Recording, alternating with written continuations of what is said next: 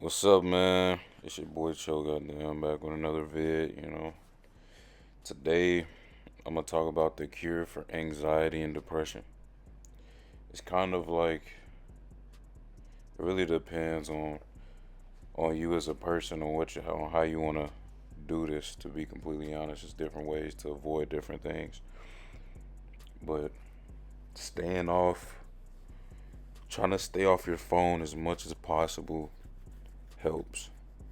Like even watching movies or something like that, like it helps get your mind off of a lot of things going on in life. Even though you gotta take stuff head on and think about stuff anyways, you still gotta think about your problems and take them head on. It makes you stronger. It does help to have that little escape, whether it's reading books. I ain't gonna tell you to read books because I don't read books. Like I might get into it, but I can't find myself to read books. But any little thing you can do to stay off your phone and immerse yourself in real life, because a lot of the anxiety and depression comes from being on your phone and seeing stuff that's going on, like all the tragedies and like tragedies is different nowadays. Like it used to be, you hear about stuff on the news and you hear nothing else about it, or you read it in a newspaper. Now, like you hear about a person dying, then you can see the video of it, like the exact video, how they got shot, how they got killed and stuff, like, and it puts you in this mind state of where you get real paranoid and fidgety, anxious. You just think about it all day and stuff. So the more you can avoid stuff like that, and even the more you can avoid looking at other people's lives, like, because being on your phone, you're bound to see something that's going on, see another person's life, but it is all based off the content you ingest, because you could be looking at podcasts or looking at people like positive things, but there's so much negative out here that it's like once you open your phone, you got no choice but to see something negative, whether it's like something sexual, something that makes you wanna say something that makes you sad, something that makes you envious, something that makes you compare yourself to others. It's a whole bunch of negative stuff out here, so just stay off your phone. That's where most of the negative things are, to be completely honest. To combat anxiety, or to kind of treat it, is to stop thinking so far ahead. Because I notice whenever I feel anxiety, it's because I'm thinking about the future, thinking about what I'm gonna do, which is good to think about the future in a certain aspect, but don't really dwell on it. Don't really think of it in an aspect of where it's like you're without, or you're like, damn, when is this gonna happen for me, or when is that gonna happen for me? Is you just gotta be patient and think in the now.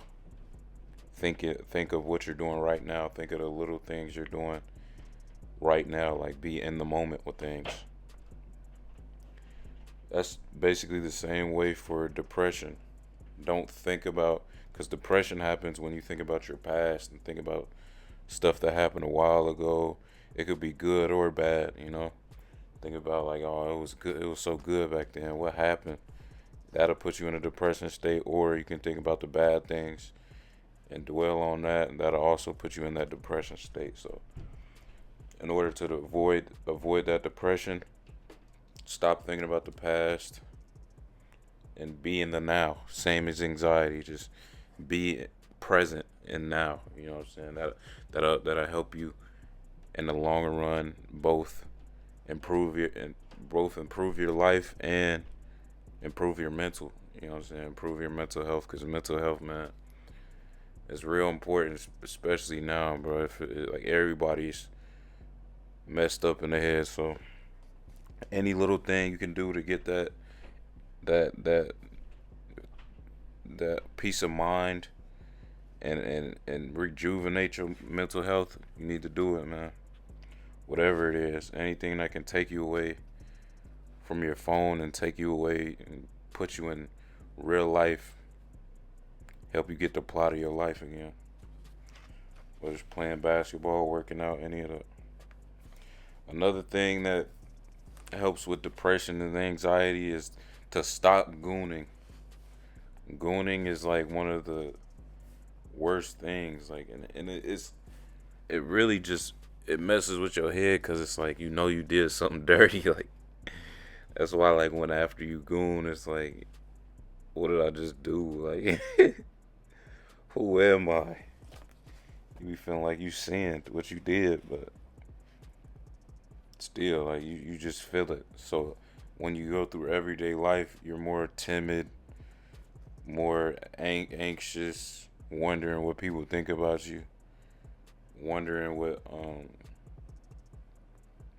just wondering like thoughts that shouldn't even be popping up in your head are popping up in your head. You can't just chill and relax because you're thinking about all this shit, all of this extra stuff because you just gooned before you went there, and now you just feel dirty and icky and stuff. So gooning it's not really too much of like too too too big of a deal. Even if you just don't goon all the time, like bro, like gooning all the time, bro.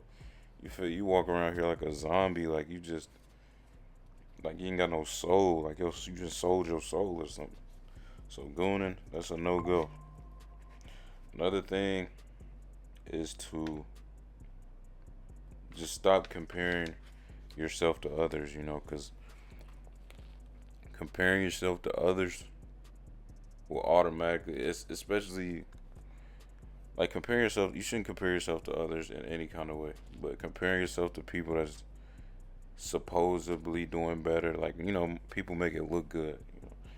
You don't know exactly what their life is like, the bad moments and stuff, or if they're even really living a real life. If they're living their real life, they could be living a lot, so always stay in your own bubble. Don't compare yourself to others because, their journey is not the same as yours. You might be trying to do something a different way and it takes longer that way.